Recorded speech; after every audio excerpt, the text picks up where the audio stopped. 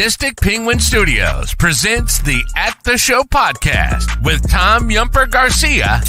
Okay, you people sit tight, hold the fort, and keep the home fires burning. And if we're not back by dawn, call the president. And Tony Tulsa Burt. I don't know this industry jargon, YP, MP, whatever, okay? All I know is that I cannot get a record contract. We cannot get a record contract unless I take these tapes. It's almost time, so grab a drink, get your popcorn ready, and join the film discussion with two guys from Chicago talking movies.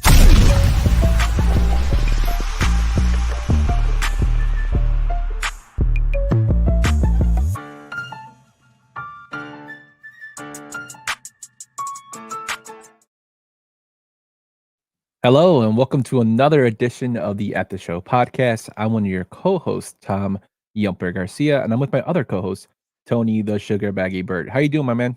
Doing great. Great to be back. Another Friday. Great to be sharing these awesome movies with you tonight. How are you, my man? I am good, my friend. Very, very good. We had some history today. Before we get to the movie talk, we're gonna talk some a little baseball, and Quasimodo predicted all this. With the White Sox losing 121 games to the Detroit Tigers. I know people were laughing that they didn't do it here in Chicago when people were going to games, but they decided to do it on the road. So, well, congratulations, Chicago White Sox. Thanks for, we could go on forever, but that's not why we're here. Yes, sir. He gone! But, great clip right there. Great clip. We got a action-packed show for you today. We're going to be discussing The Matrix, which was released 25 years ago in March, and they're going to be having a screening, I believe, within the next month of The Matrix in theaters again to accommodate the 25-year release. Tom, before we even get into the breakdown and everything, what do you think about, The Matrix today? To be frank, I watched a middle schooler today 5 times pretend to do what he called the Matrix, where he went back. And I sat blown away because I was like, the Matrix. But that's how I get. There are memes of it. There are GIFs of it. It is all over the place. And the movie, honestly, as far as important goes, it seems to be pretty important because a lot of people always talk about it, especially that original one. Yeah, it's revolutionary in terms of the way it's a culture changer. It brought on parodied so many times and everything. The clothes, I guess, the style they wore became a big thing back in the 90s. It basically propelled the careers of the Wachowskis. Yeah. Keanu Reeves became a megastar even more than what he was. It's still holds up 25 years later. I'm looking really, really forward to getting into that, in more deep detail. And we got some cool stuff that we found when doing research for it. But with that, Tone, let's get into what we've been watching this week, my friend.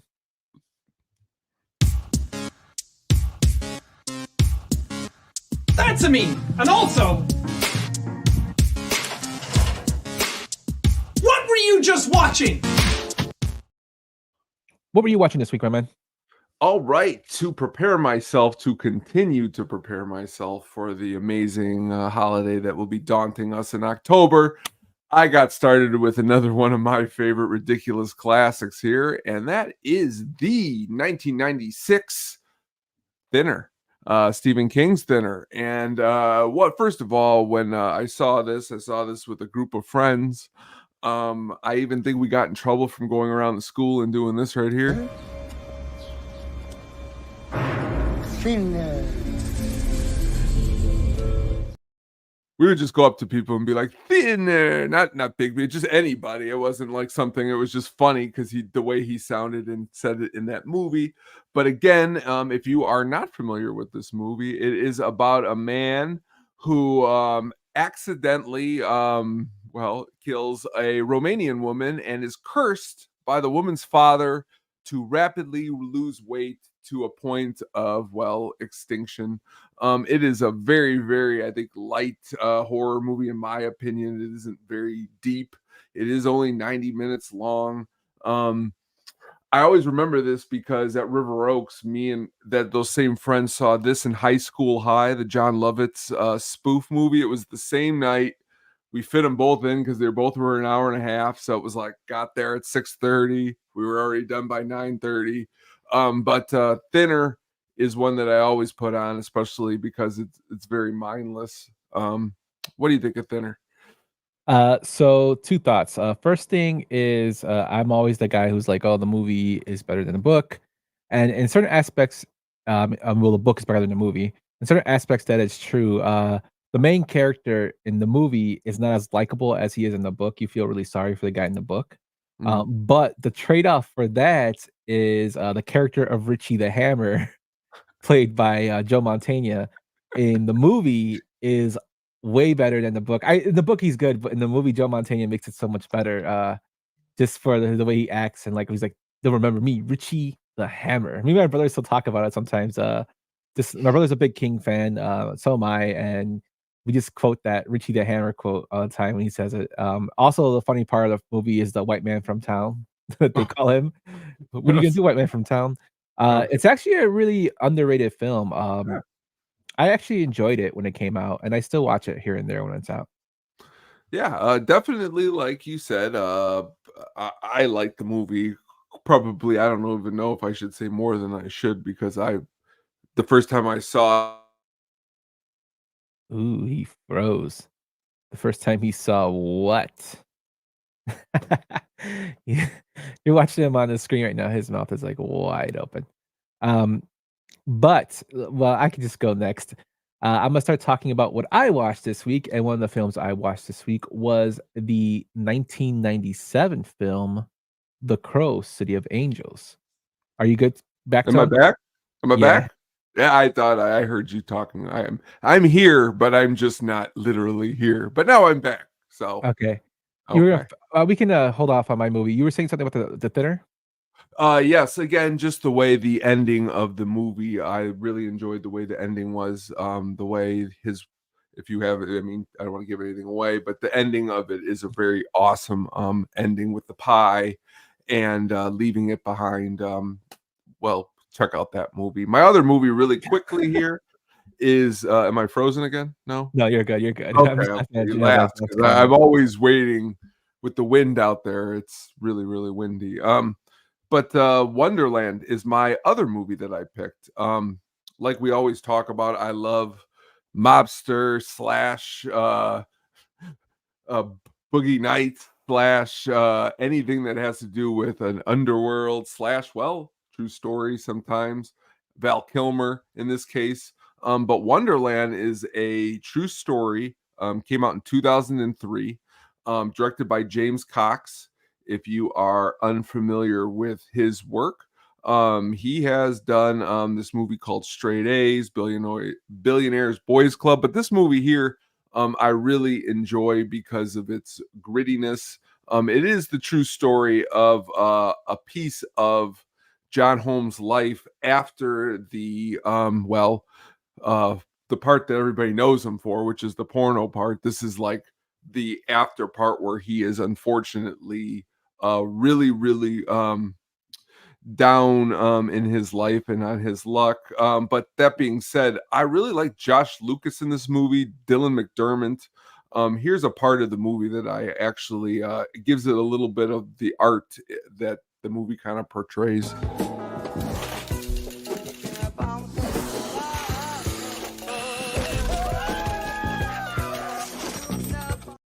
And if you were watching it, kind of like that whole scene, they rob this huge person who honestly is played again by Eric Bogeshin. I can never pronounce his name correctly, but that gentleman in this movie does an awesome job. Um, just a really by a lot. Kate Bosworth does a great job. Lisa Kudrow, which you wouldn't ever think in a movie like this, plays his first wife. Very interesting story. I find it to be very awesome because Val Kilmer, it's one of his like last super awesome performances. Have you ever seen this one yet? Yes, the fact that you said it's one of his last super awesome performances. Unfortunately, Val Kilmer has the throat issue. Yeah, and his voice is basically gone. Uh, and it's unfortunate because he's a very, very good actor. He's very. This is a film. You described it perfectly, saying it was like Boogie Nights. Boogie Nights is based off John Holmes, who's the porn star that Val Kilmer plays in this film. But this is more of a detailed retelling of his life. This is a movie that MSS would really love. Mm-hmm. Definitely. Those are good picks, though, man. Thinner and Wonderland. They're two totally opposite films. You know what I do is I sometimes I do multiple things. What I'm watching, sometimes what I'm going to be watching, what I've watched a lot of. I walk over to my thing and I'm like, what am I going to watch this week? And I look at the juxtaposition to present to the audience. You know, Thinner and Wonderland. You wouldn't usually watch them back to back, but I got to get my Halloween in, and I got to get my whatever you would call Wonderland, I guess. You know, a very interesting look. What I like the movie one last time is about Dylan McDermott, like when they're retelling the story, Val Kilmer is telling like his version, and McDermott's telling his version. And like in McDermott's version, Val looks like a sleazeball because he's acting like a sleaze, but like in Val's version, McDermott's the sleazeball. Like just really good acting. I always like that when they do that. But what have you been watching, my man? So I was explaining when you did your little fade out into the sunset, you Yes, yes, whispered with the wind, you faded like the wind. yes. I watched The Crow, City of Angels. Now, I did do a review on the new remake of The Crow, and yes, it's a remake, it's not a sequel. Uh, when it came out a few months ago, and for some reason I saw this on Paramount, I believe it was there, and I decided to, watch it while I was doing some work.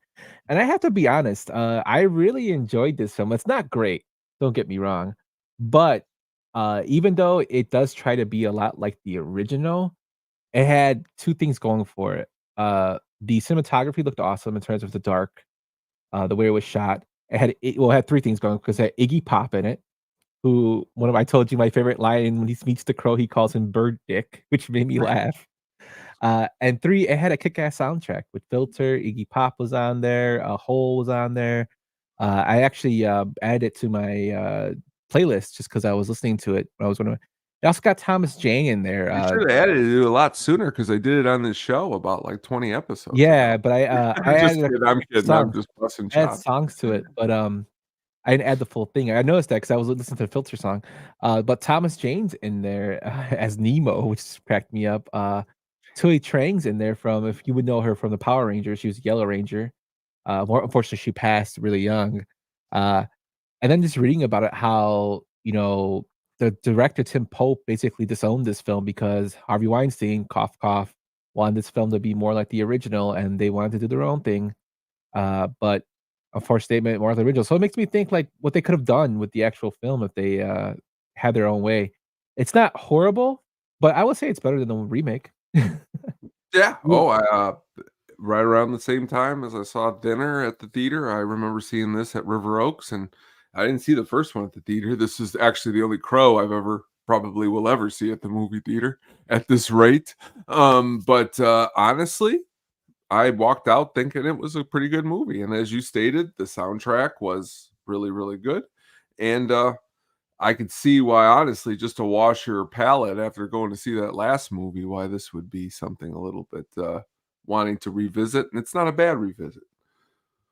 Yeah, and the other film I watched, which actually goes hand in hand with the directors of the Matrix.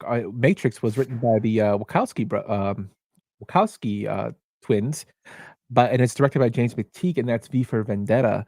Uh, this film, I hadn't watched it in a while, and I saw it and was like, okay, I want to pop this in, and you know, without spoiling it, because I think even though it was made 20 years ago, I highly encourage you to watch it because it's beautifully shot, and Hugo Weaving steals the movie for me.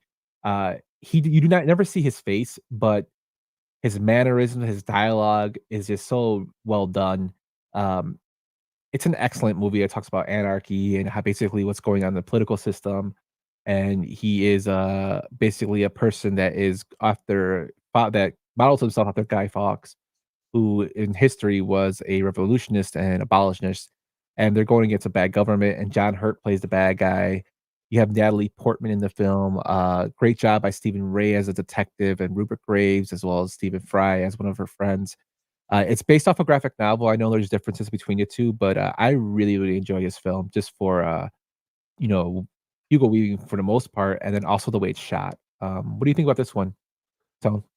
Honestly, this is one I've never seen. I've always put it on the back burner. I don't know why.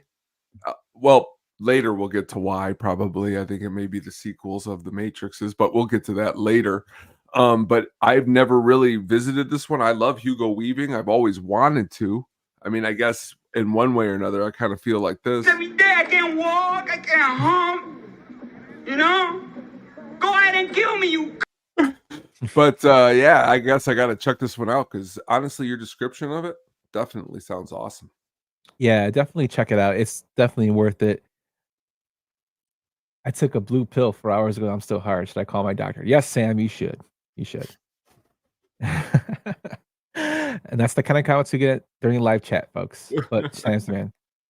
But that's what we've been watching this week. Let us know what you've been watching in the comments on the Twitter or X or whatever Elon wants to call it next week when he needs money, or on Facebook.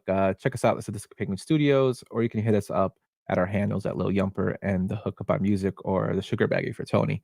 But we have dove into what we were watching. And before we get into the main event, just want to say a shout out to a phenomenal actress that passed this actually today, and that's Maggie Smith.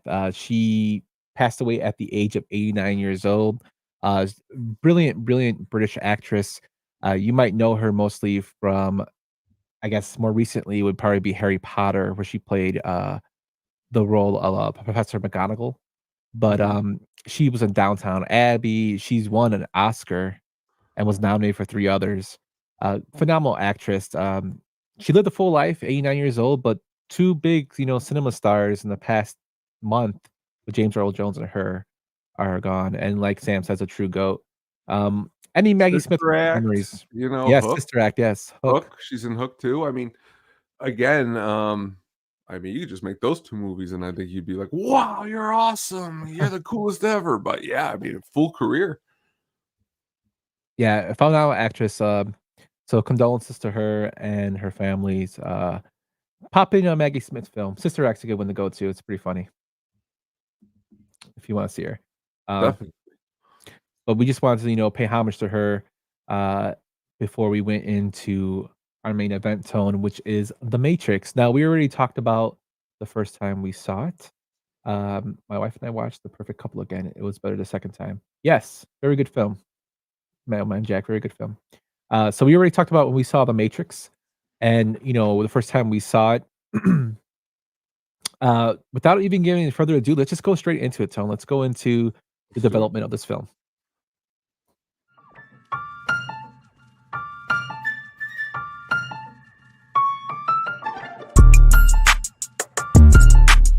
In my thoughts, I use the technique of positive visualization.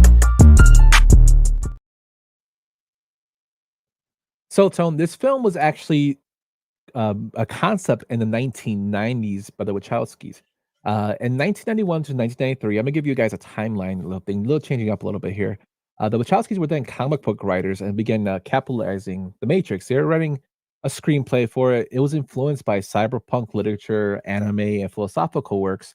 They drafted an ambitious, dense script. Early drafts were influenced with films like, works, mostly like Neuromancer and Ghost in the Shell. Not the Scarlett Johansson horrible film, but the actual comics and graphic novels, Ghost in the Shell, the anime, which is awesome if you haven't seen it. In 1994 to 1995, the script started to take shape. The Wachowskis sold their first script for Assassins, a Stallone film with Banderas, to Warner Brothers, and that kind of built up a little relationship they had with Warner Brothers. They started to pitch The Matrix, but it was kind of being looked at as, I don't know if we want to do it. In 1995, they worked on a revision of the script to make it more accessible to a wider audience. And at the time, their concept was deemed too overly complex by studios. Would you agree with that tone? Like how complex the story is for The Matrix? Yeah. Yeah, I mean, even myself seeing it in the theater for that first time, it was almost like I left going, "This was awesome," but man, what was this? It's heavy. Yeah, I think of that too, but then I think like Dune was released in the 80s. So, That's true too. I This mean, there is the flip. I do understand that too. but in the mid 1990s, studios continued to reject the film's screenplay and revisions of it. The Wachowskis shopped the script around to various studios, but it was constantly rejected due to its high concept and complex storyline. Studios were wary of the film's budget and unconventional narrative. See, it was never the actual story. I think it was just the budget. They're like, "Oh my god." Well whatever just from me watching, you ever see these I hate to look at a movie like what's the one with Travolta, Battlefield Earth? I mean, that movie cost okay, that movie cost a lot of money, and you put a lot of money into something.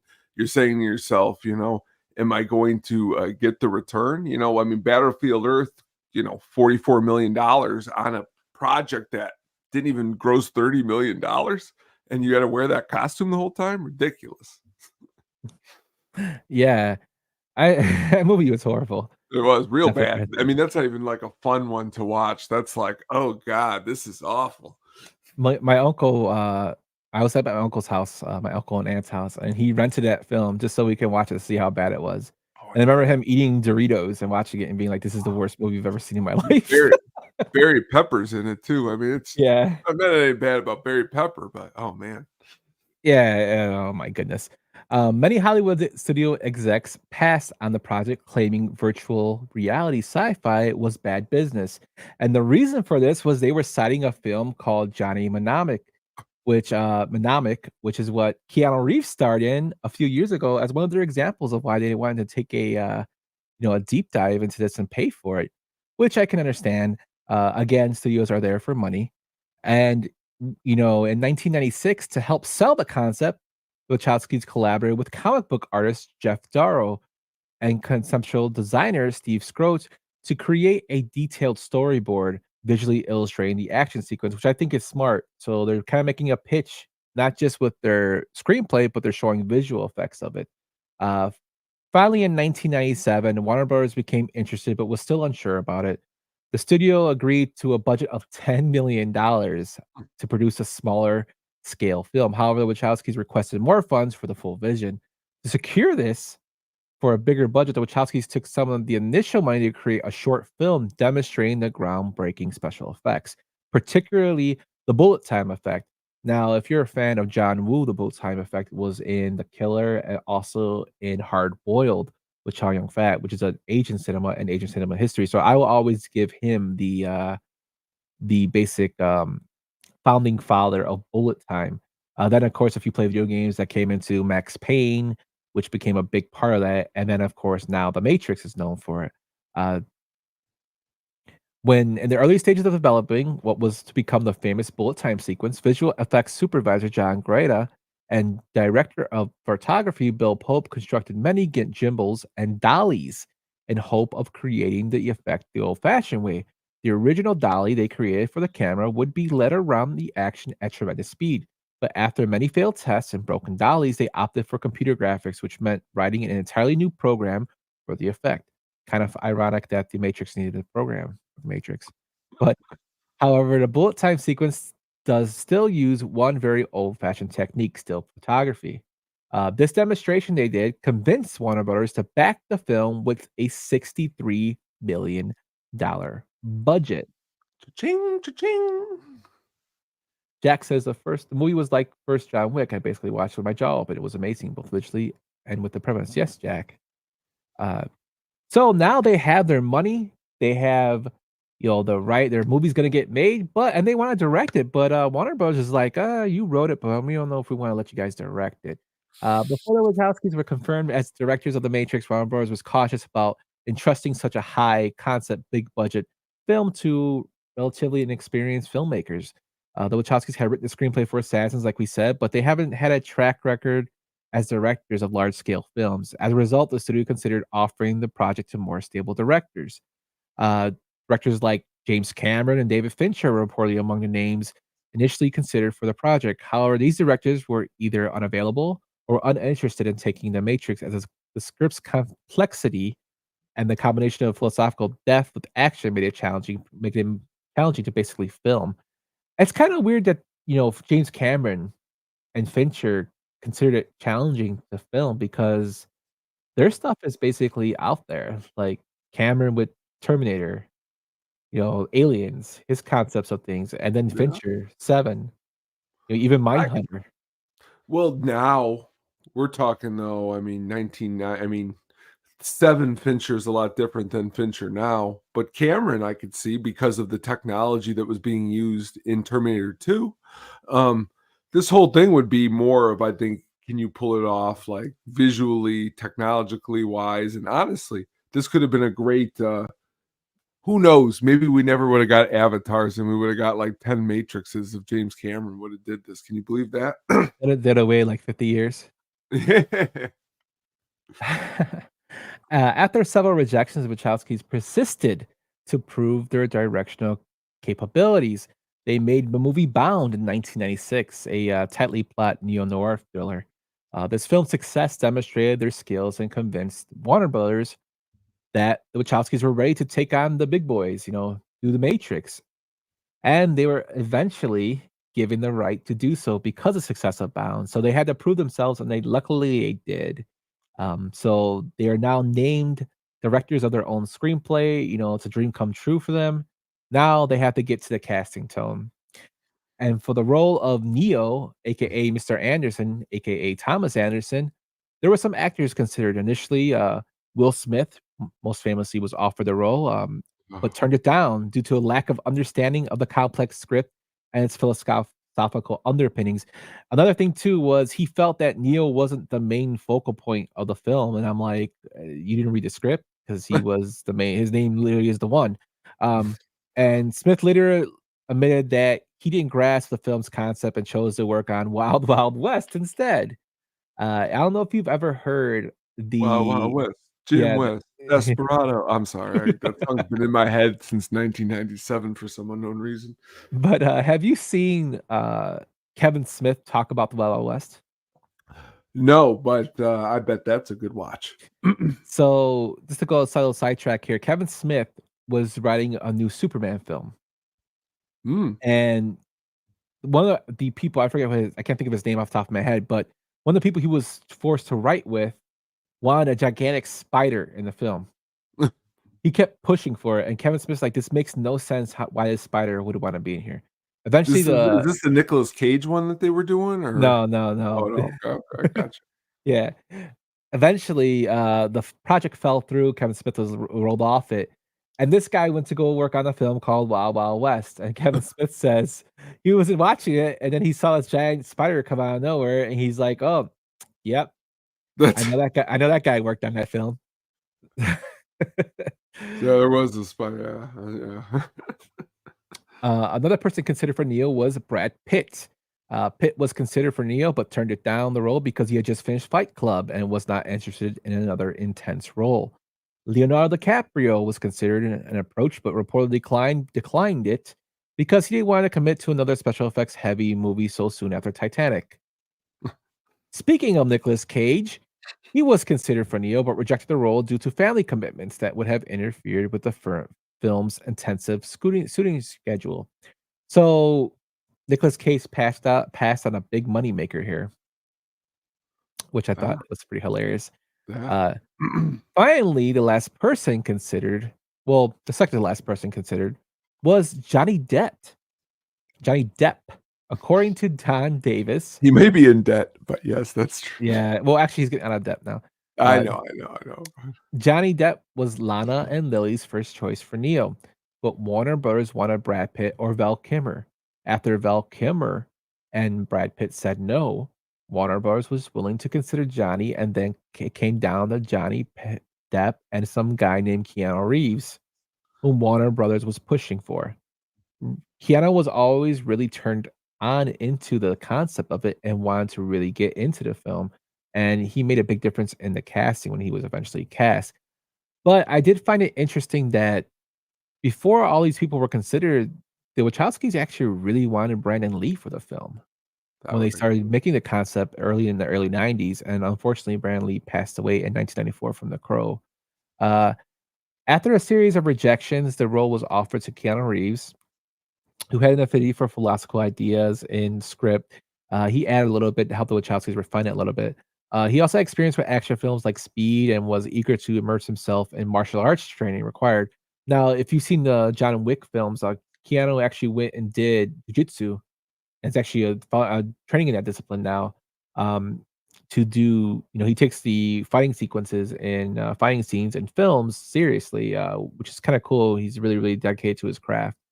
Um, he underwent like a rigorous training camp despite suffering a neck injury during pre-production, which demonstrated his dedication to the film, as I just said. So we have our Neo. Now let's go on to Morpheus. People consider for this film, this guy, Gary Oldman.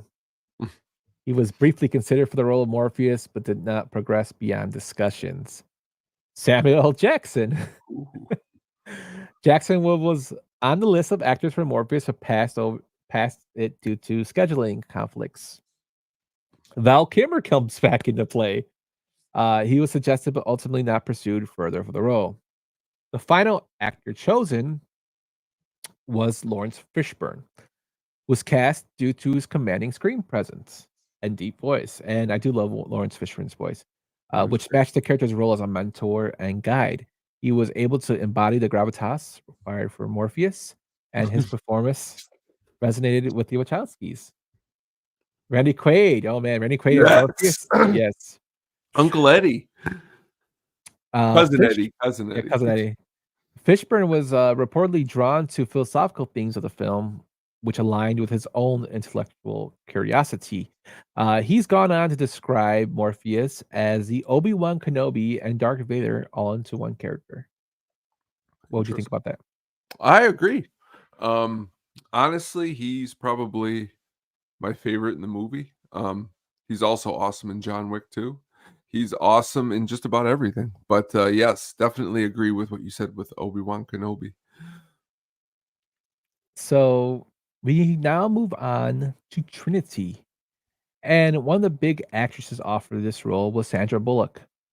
She was offered the part of Trinity at one point, possibly to pair her with Keanu Reeves again, due to her success and speed. And she passed on the role, possibly because she didn't feel suited for intense physical demands of the part. Janet Jackson, Michael Jackson's sister, the singer, was considered for the role, but had to decline due to scheduling conflicts with her music career. Interesting. Janet Jackson. Two other people that were She's really good in that movie, but Yes, I don't know yes. about this one. Whenever I think of Janet Jackson, I think of that Bar Rescue episode where that guy's like, "Play some Janet Jackson." Yeah. But two other people that were considered that we have details on that turned down the role were Gillian Anderson of X-Files and Jennifer Beals. She turned it down as well. And then according to just doing research, a lot of other people were just offered the role here. And I'm just gonna go through a list here, Tone. Jennifer Connelly, Marissa Tomei, Selma Hayek, which I love Selma Hayek, but I cannot see her being Trinity because her accent is so thick. Catherine Zeta-Jones, Halle Berry, Jennifer Lopez, Angelina Jolie, Angie Harmon, Drew Barrymore, Kate Hudson, Uma Thurman, Ming Yen Wen, Michelle Yeoh, Winona Ryder, Lucy Liu, Courtney Cox, Heather Graham, Elizabeth Hurley, Mariska Hargitay. We already said Jennifer Beals, Ashley Judd, all auditioned or were considered or were offered or turned down the role of Trinity. You said Melissa Haggerty. For a second there, I was thinking it was Julie Haggerty in Airplane. No. And I was like, wow, wouldn't she have been a little too old? But you said Melissa. But yeah, that's a lot of people trying out for this role. Yes, but eventually Carrie-Anne Moss was chosen for the role, and she was a lesser known actress at the time, but her audition impressed the Wachowskis, and her physicality and ability to convey both strength and vulnerability made her a perfect fit for the role. One crazy thing about Carrie-Anne Moss is that she actually injured herself early on in filming, and she hid it from the Wachowskis because she was terrified they would replace her. Mm. So, she got her big break. So good for her, for Carrie-Anne Moss. In the Mm. role of Agent Smith, one actor was considered, and that was Jean Reno, which he was considered for the role. He was offered it. He had it turned down because he had to do a movie with Matthew Broderick called Godzilla. Oh, that movie's great. No, I'm just kidding. That movie's awful. There's a lot of fish. But crazy that he turned it down. Uh, the Wachowskis are always looking at this guy named Hugo Weaving because he was in this film performance called The Adventures of Priscilla, Queen of the Desert, and his ability to portray a cold, detached, and menace made him a perfect fit for the role of Agent Smith. And the Wachowskis really liked Hugo Weaving, and like I just said how great he was in the in V for Vendetta. But I'm really happy he was chosen for the role of Agent Smith. And Sam comes in with one of his famous one-liners. Carrie-Anne Moss, famously the mother of Randy Moss. He caught a lot of touchdowns at Randy Moss. Well, and just to back it up just a second further, I've been laughing at Aquila and the Bee over here because at school we've watched this probably 4 times in the last 2 years, and he is a legend in that movie. I will agree. Other notable castings was Cypher, Joe Pantoliano, or Joey Pants as we call him. He had worked with the Wachowskis on Bound, and his performance in the film led them to casting him as Cypher. The Wachowskis knew him, and they knew he could deliver a morally ambiguous character with a necessary edge. And Joey Pants has said himself he is one of the roles that he is recognized for is Sopranos. This role, they loved him in. Do you were you getting mixed up there for a second? Were you going trying to say Cyrus from the Yes, Warriors? yes. I get it. Yes, Cypher and Cyrus. Yeah. Also, Cyrus the Virus from Yes. Con that is Air. right. What? Yeah. Con Air. Con Air. I don't know. Yes. Demolition Man, it's Simon Phoenix. Simon Phoenix. Yeah, that's I see Psy and then I jumped to the always Yonara. been told I jump too quickly sometimes without listening to the full question. That's such a dark. In Con Air, when the guy's like, Psy, he goes, Honora, and he throws the cigarette to blow him up. Great. For the role of Switch was given to Belinda McClory. When she auditioned for the role of Switch, she was only going to play half the role. The character was originally planned to be played by androgynous actors. In the real world, Switch would be a male actor, and in The Matrix, a female, hence the name Switch. Warner Brothers refined the idea, and McClory ended up getting a single female role in both environments. In interviews many, many years later, the Wachowskis, who at the time had been considering undergoing sexual reassignments, stated that they were trans elements in the film. This was one of them.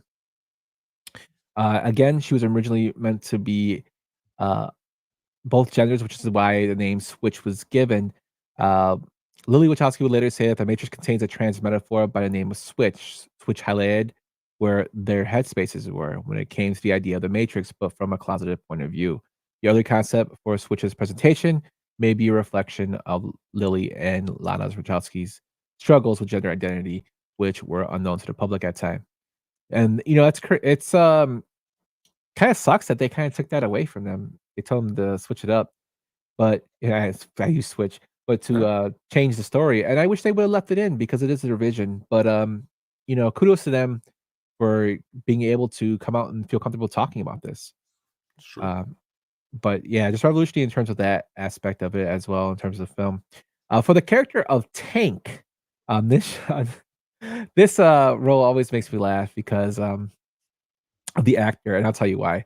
The initial actor consideration for this was Harold Perrineau, and if you know who he is, he's actually Link in the next 2 films, and he's also one of the characters in Oz, the guy in the wheelchair. He's also in Felon. He's one of the security guards, one of the bad guys.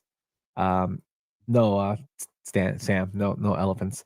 Perrineau was known for his role in Romeo and Juliet and later Lost, and was considered for the role of Tank due to his acting versatility and ability to balance serious and lighthearted moments. He rejected it though due to scheduling conflicts, which made him unavailable for the role. The final actor that was chosen for this role was Marcus Chong. Why? Because he gained attention in his role in Panther, which was really awesome. He did Huey Lewis was his Oh, not Huey Lewis, Huey Newton, I think it is. I was gonna say Huey Lewis. Yeah, That's the Huey new Lewis version. in the News. I would know that. I'm like, no, I don't. Yeah, Huey Newton, I'm sorry, was the character he played. It's very, very good film. It was I believe it was a Showtime film. Check that one out. And they thought he would be awesome for being down to earth for a tank. And unfortunately, Chong was lined up to return for sequels later, and he had a salary dispute with the producers that led him to be written out of The Matrix Reloaded and The Oh, Matrix Revolutions. Marcus kind of went ape shit. He would show up on set and like disrupt and whatnot when the other films were made, and he was protesting outside. He made signs.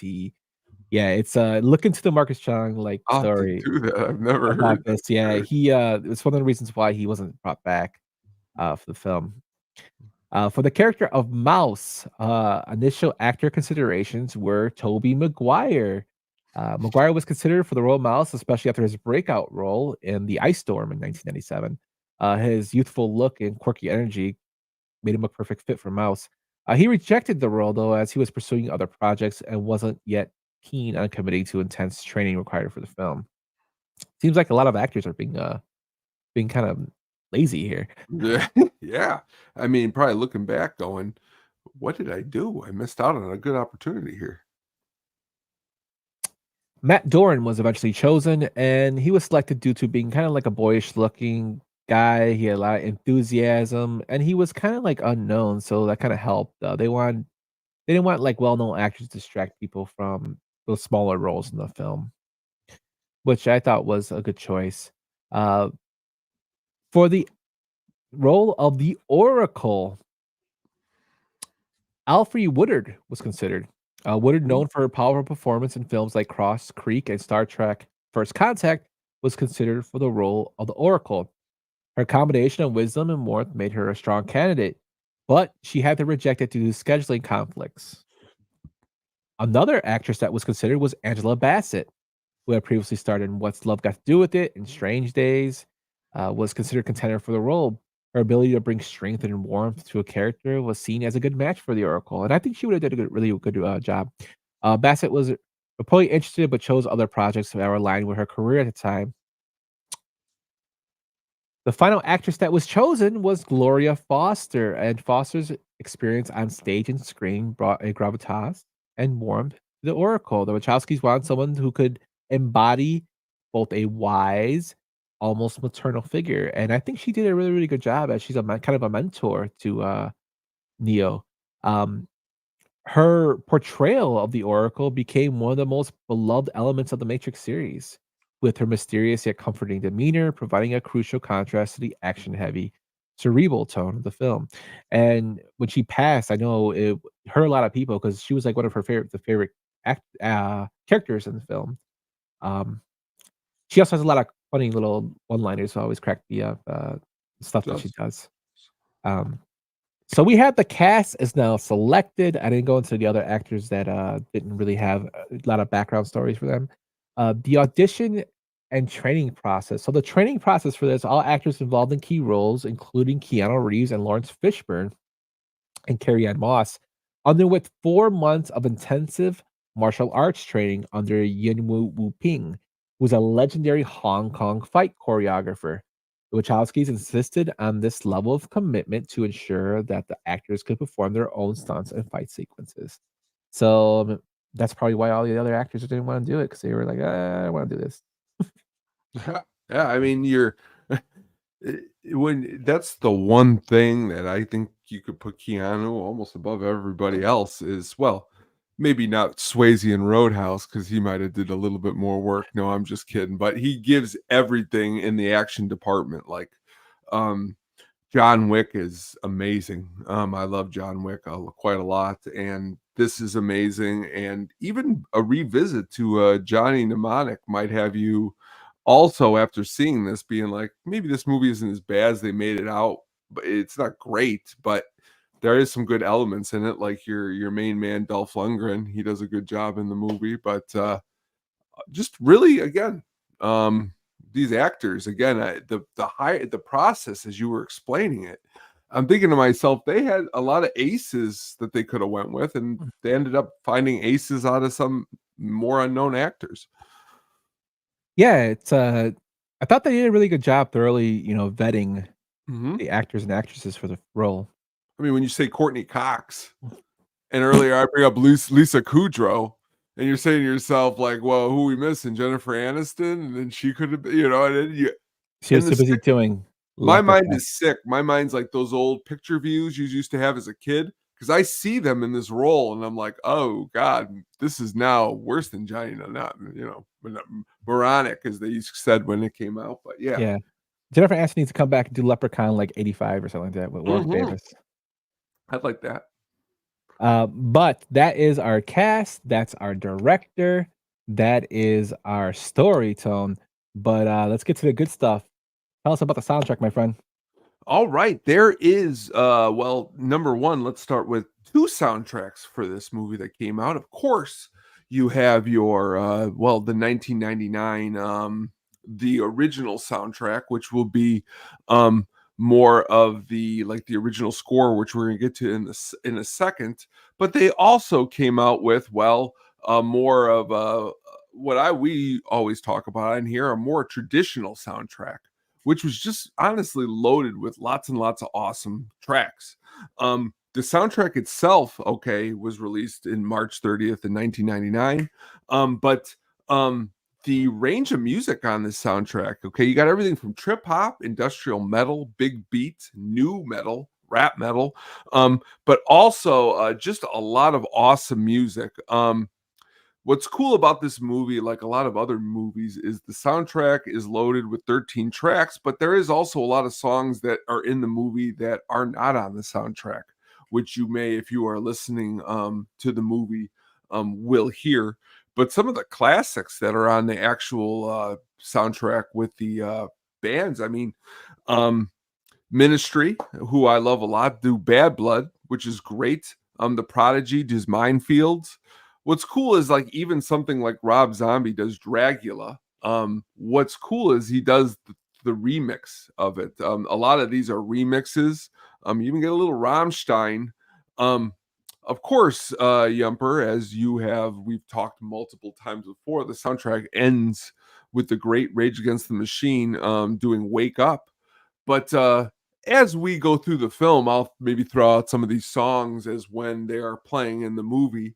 But again, a really great soundtrack. There's some like the songs I was talking about that appear in the movie that really aren't on the soundtrack.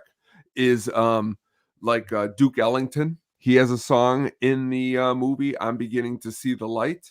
Also, really interesting is Can You Trip Like I Do?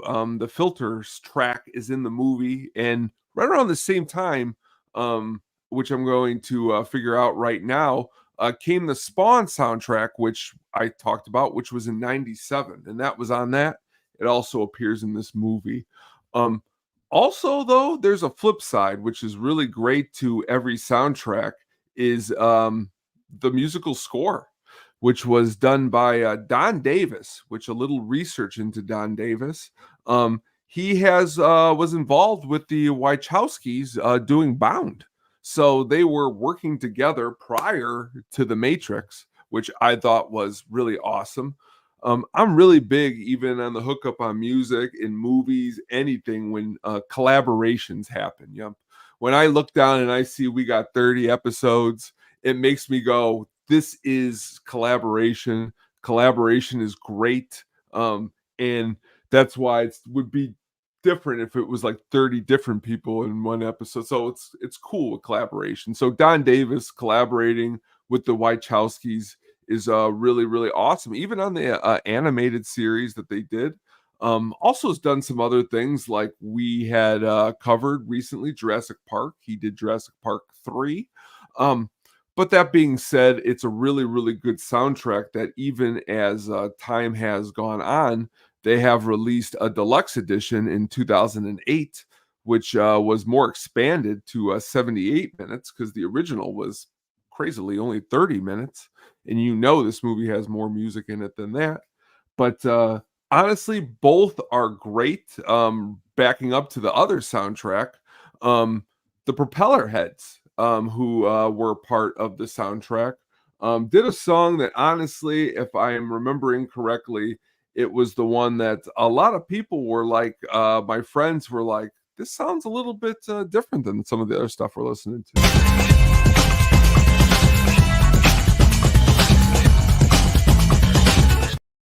Just a really, really cool, again, that it's called like trip hop, but I really enjoy it. The soundtrack is great. Just like the rest of the movie, as we're about to dig into. But yeah, that's a little background on the soundtrack. Yeah, just looking over the soundtrack here while you were talking about it, Spy Break, which is the scene you just showed right now with the shootout in I think the post office they have, Yeah. in the lobby. Du Hast was Oh, probably one of the big, do songs do from it. what? And I remember when we heard that song, everybody's like, "Oh, you know, what is this?" And it basically is probably their biggest American hit for Rammstein. Wake Up, of course, Rage Against the Machine. A song I really love on this soundtrack has no words to it, and that's Club the Yeah, Death by, Rob great. Dougan. I love the piano part of it, and it's played, I think, when the, woman in red walks by. Hmm. But, really, really nice little, mixture of different sounds. You said Prodigy, Deftones, Marilyn Manson. It's all different types of, and then, a good movie and good soundtrack, which is really a rarity these days. Honestly, I'm gonna be really honest with you. I'm a little you can call me ignorant tonight, because honestly, when I was gonna do research for this, I was thinking it was just gonna be a score. I had totally forgot about the big soundtrack with all the songs. So it was a surprise to actually dig deep, like, actually, because I haven't really paid attention to the musical side of the Matrix, and I don't know how long. Was interesting that Rage Against the Machine, Deftones, I mean, really big, you know, I don't like to talk about him too much because of his travesties, but Marilyn Manson, I mean, even his song is on the album. But again, great soundtrack. Rob Zombie as well. Rob Zombie, I mean, Dragula, man, dig through the ditches, burn through the witches. Did you ever see the old lady singing it? Oh, I Uh, wish I yeah, had the video right now and play it yeah, next week. yeah, we'll find it. There's an older lady doing it for karaoke, and it's quite Great, hilarious.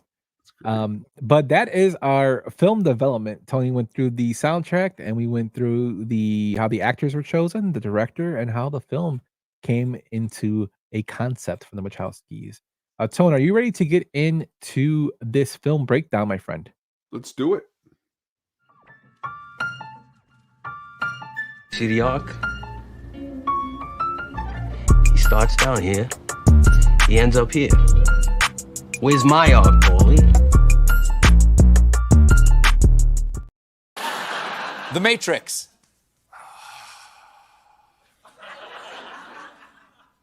We'll be right back after this.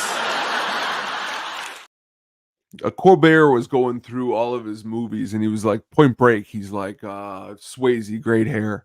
He's like going, but when he said The Matrix, he had a pause, and because that's how deep the movie means to Keanu Reeves. Yeah, and I believe this is this the interview where he actually said that he wanted Constantine to come back?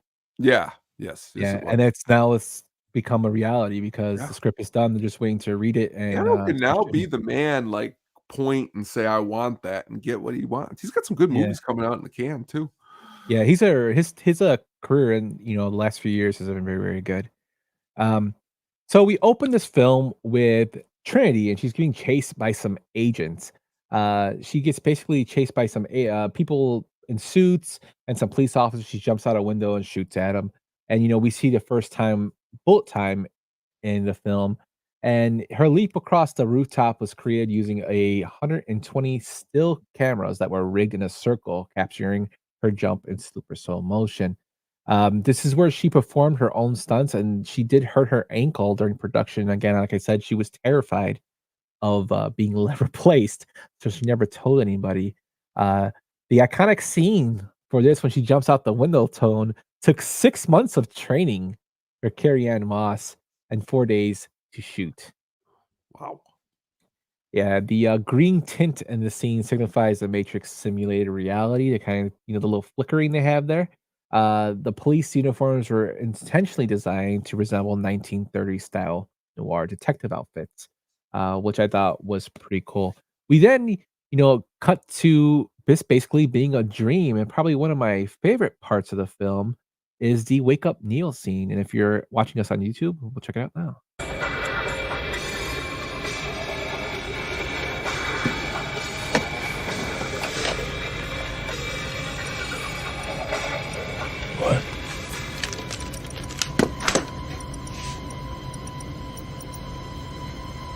What the hell? It's really cool how he wakes up from this dream of having about Trinity, and then like his computer's talking to him, and he's like, "What the hell?" As it says, "The Matrix has you."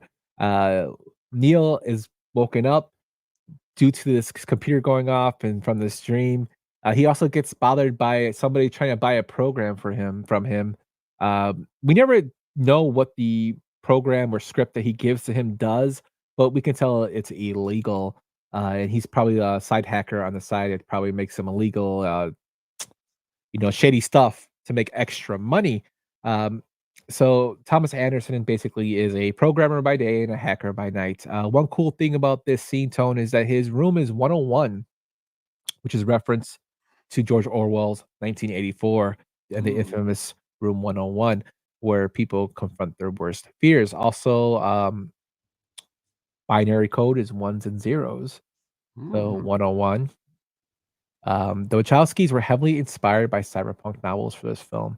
And you can kind of see it in this scene with, the kind of emo looking people coming. And before he opens the door to see these people, he is given a message that to follow the white rabbit. And what the hell does that mean in his mind? But he sees one of the girls has a white rabbit tattoo on her back, and they're going to a club. And that's where he goes and sees Trinity for the first time. Now, the crazy thing about this club is it's kind of like a sadomasochist club. Um, it was filmed in a real club in Sydney, Australia, and all the extras were actually real patrons of the club, which I thought was pretty hilarious. And this scene, Tone Dracula is playing by Rob Zombie. We see him first meet Trinity, and she's basically, telling him not too much about what she is, but he knows her as a hacker, like a famous hacker that kind of fell off the grid years past. Um, he eventually, I guess, drinks with her, and then we wakes up late for work the next day, and he runs there, and he gets reprimanded by his boss. You have a problem with authority, Mr. Anderson. You believe that you are special, that somehow the rules do not apply to you. Obviously, you are mistaken. And this is kind of making it seem like he is not worth anything. He's kind of being held in lower value. Of course, people claim this is the Matrix doing this to make him seem self-worthless. But, it's funny. He works for a company called Metacortex, which, is symbolic. Meta can refer to self-awareness or a higher level of thinking, while cortex refers to the brain. Together, it's just a place where people's minds are controlled. Ooh. Ooh, very interesting. During this scene, he gets a box delivered to his cubicle, I guess, and inside of it's a cell phone. Now, I remember watching this scene, Tone, and I'm like, "What the hell is this? Like, what's going on here?" Like, it just seemed too fake. And on the phone is Morpheus telling him that there's agents coming for him, and he tells him to go out the window and basically jump off, and to trust him. And Neo, like any sane person, gets scared shitless and gets caught by the agents. Tone. Oh yeah, that was. I mean, I like Keanu for a lot of reasons. I like the way he acts. Like at first, in some things you're like, oh, but I mean, this is when Keanu's really coming into the Keanu we know as Keanu. I know there was a lot of Keanu's right there. Yeah, and just doing some symbolism here. His cubicle, along with others in the office, is a representation of modern corporate life, suggesting that employees are trapped in a mechanical, soulless system. I feel like that every day at work. I was, Um, I was gonna say I feel something close. yeah, and for the part where he's actually outside the building, he had to have a harness attached to him, and wire work for his stunt there. Yeah, too many canoes, Keanu, so many canoes. Um, Eventually, he is caught by the agent, and we first meet Agent Smith. It seems that you've been living two lives.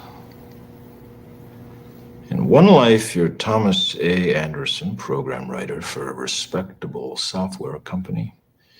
You have a social security number, you pay your taxes, and you help your landlady carry out her garbage. The other life is lived in computers, where you go by the hacker alias Neo and are guilty of virtually every computer crime we have a law for. I love his like the way he draws out, the way he talks. Oh yeah, It's another great part awesomely of the done. movie. And they're basically dressed in black suits with white shirts to look plain, look intimidating but plain, kind of like the Men in Black. Um, kind of fit in but not really fit in. Uh, they eventually do probably one of the most famous scenes of the film is when he's like, "You can't do shit to me. Where's my lawyer?" And he goes, "I want a phone call." And he's like, "Well, how are you gonna make a phone call when you have no mouth?" And Yeah. he puts his hand in his mouth, and his mouth disappears, and then they shoot something that into his stomach, and he wakes up again. Uh, to where he leaves his apartment, and he is kidnapped by Trinity and the gang. They grab him and they take him in a car, switch APOC and Trinity have him, and they basically pull the mechanical tracker out of him, which is pretty disgusting because it goes through his belly button. Yeah. And that's when he goes, "Oh my god, that was real," which is Wow. crazy. After this, they take him to meet the man, the myth, the legend, Morpheus. And here he is explained that he has a choice. This is your last chance. After this, there is no turning back. You take the blue pill, the story ends. You wake up in your bed and believe whatever you want to believe. You take the red pill, you stay in Wonderland, and I show you how deep the rabbit hole goes. And Sam says, "I love the South Park episode. We're going to the Matrix. Into the Matrix is doing a shot of Jameson." That's great. So Morpheus gives him the choice: red pill or blue pill. This now has become a meme like no other. It is done for anything, sports, movies, life. People have the Morpheus meme of him having the red pill and the blue pill, and you choose one of them. It's one of the most referenced scenes in cinema history, symbolizing the choice between confronting reality or remaining in ignorance. Lawrence Fishburne improvised some of his lines to give Morpheus a more profound philosophical presence, and the pill scene was shot with a reflection of the pills seen in Morpheus' sunglasses, requiring meticulous camera work. Um, the pills themselves, they symbolize red being danger and truth, and the blue pill meaning safety and ignorance. So Neo takes the red pill and wakes up in a tub of goo. Ooh. The first thing he does is pull the thing down his throat, and he's basically in kind of like a pod with all these other bodies in this desolate like wasteland that is disgusting, and all these robots are around them. It kind of reminds me of like DB Sweeney and it's the one with the alien one when we talked about the alien. It's from the sky. What it's Fire in the Sky. Fire in the Where he Sky. goes up in there, he's got like that plastic thing. It's something like that. Yeah, it's kind of like that. He has his shaved head and all these like holes on the back of his body, behind his head and whatnot. And to prepare for the scene, Keanu actually lost 15 pounds and shaved his entire body to look emancipated. Mm. Um, the biomechanical look of the pods in the real world was inspired by H.R. Geiger's work on Alien. Mm. And the concept of humans being used as batteries by the machines was a late addition to the script suggested by this guy, I don't know, Joe Silver, some guy named Joe Oh, Silver. I think I've heard of him.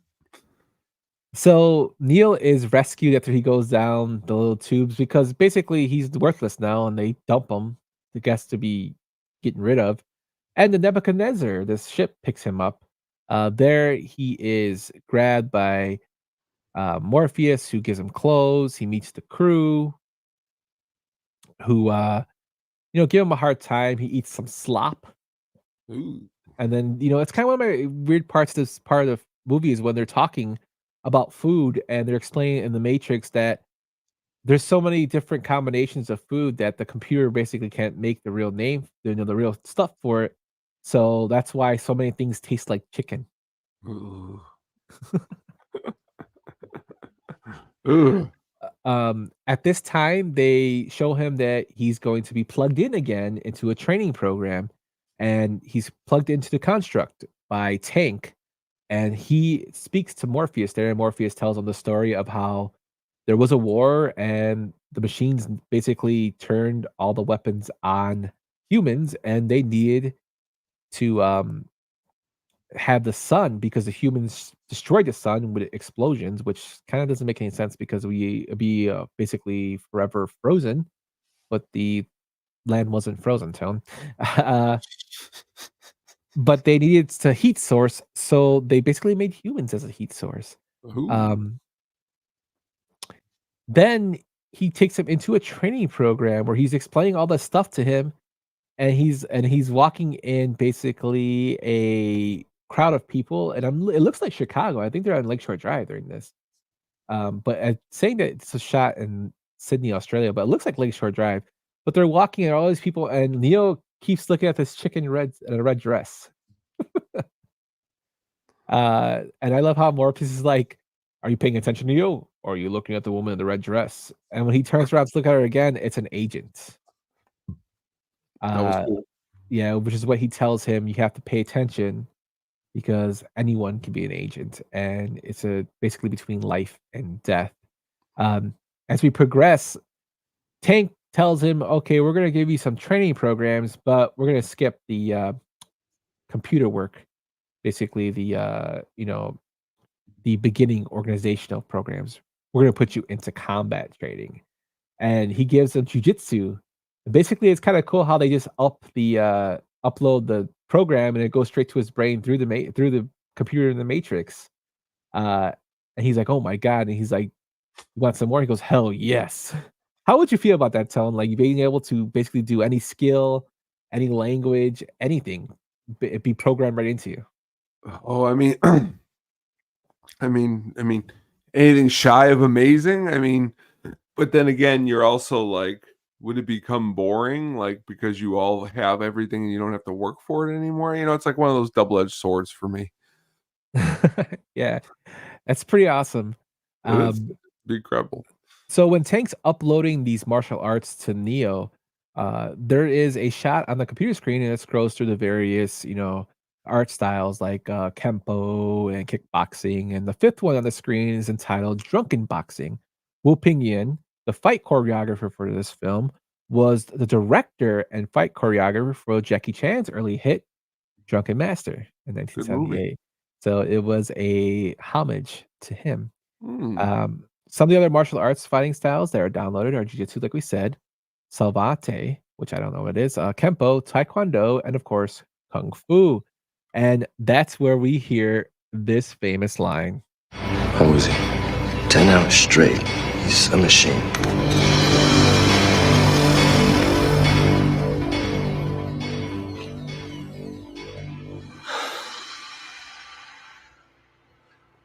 I know Kung Fu. Show me. And that's where they go into the combat training program. And I love when Mouse runs upstairs and tells everybody, Morpheus is fighting Neo. And everybody runs down to the computer to watch them fight. The training sparring sequence is pretty cool, Tone. If you notice, Keanu Reeves rubs his nose before he fights Mhm. Morpheus, and do you know why he does that? No, I do not. It's homage to Bruce Lee. Really? Yeah, because that's what Bruce Lee did before he fought, which I thought was pretty cool. That is really cool. Yeah, the dojo was built well before it was used. During the dojo sequence, there was significant physical contact between both actors, earning them both bruises. Because Keanu Reeves' neck injury prior to filming meant he had insufficient training with wires up to the point, and due to the physical toll he had taken by Fishburne up to that point, he was unable to perform the triple kick satisfactorily and became frustrated with himself, causing the scene to be postponed. The scene was shot successfully a few days later, but Reeves only using 3 takes. Wu Ping-yen altered the choreography of the scene from then on and made the actors pull their punches in the last sequence of the scene, creating a training feel and giving them both a much needed relief. So these guys are actually punching the shit out of each other. What? Sam Reeves with some breaking NBA news. The Minnesota Timberwolves are trading Cat to the Knicks. What's the return, Sam? Carl Anthony Towns to the Knicks. I know P. Moore, one of my buddies, P. Moore, is gonna be very excited by his Knicks fan. Knicks are making a run, man. During this scene, they're basically beating the shit out of each other, Tone. And afterwards, Neo's getting beat by Morpheus, to where they kind of like get done with their sparring, and Morpheus tells Tank to load the jump program. And he's basically trying to teach Neo that this is all in your mind. You have to free it because you can do things like no other person because you're free of being controlled by the Matrix. And Morpheus shows him this by jumping to the other building with like one bleep. It's like the Hulk in that Ang Lee Hulk. Yeah, like jumps in the desert, the huge jumps. And I didn't grab this quote, but I always loved when Neo's like, "Whoa." But as Morpheus tells him to free his mind, Neo decides to free his mind, runs and drops right into the floor. And I love how the floor becomes kind of like rubber as he falls into it and then bounces back up. Yeah. And they wake him up. But when he wakes up, he has blood in his mouth. I thought it wasn't real. Your mind makes it real. If you're killed in the Matrix, you die here? The body cannot live without the mind. So Sam tells us that Julius Randle or Orange Julius got traded for Dante DiVincenzo and Detroit first pick. Wow. They're going for it. The Knicks are going to be terror. They got a buddy from I feel like I've heard this before about the Knicks. Yeah, they got they just picked up the guy from all those guys. Like, I want the Knicks. I mean, poor Spike Lee, film director. I know. Morris Blackman. That's who we care about. Okay, back to the film. Sorry, I got a little caught up in NBA talk there. After this, we see him going to meet the Oracle. Now, prior to meeting the Oracle, we see Cypher, who is played by Joey Pants. And there's a scene that's we didn't talk much about, Tone, but there's a scene where he's reading the computer, like all the screens or all the code. And the funny thing is about the Matrix code, I think it was just binary code for tea recipes. Which is what that's great. But we see him standing there drinking what he calls battery acid from Dozer. And he's telling, Neo comes out to talk to him. They have a drink. And I love when he tells him, "I know what you're thinking right now. Why didn't I take the blue pill?" Which is cracks me up. But it kind of shows the inside the psyche of Cypher and what he's thinking at this point. And prior to going to see the Oracle, we see him meeting with the agents. Mr. Reagan. I know this steak doesn't exist. I know that when I put it in my mouth, the Matrix is telling my brain that it is juicy and delicious.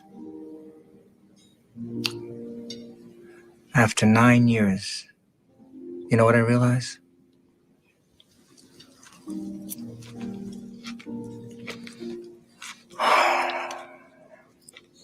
Ignorance is bliss.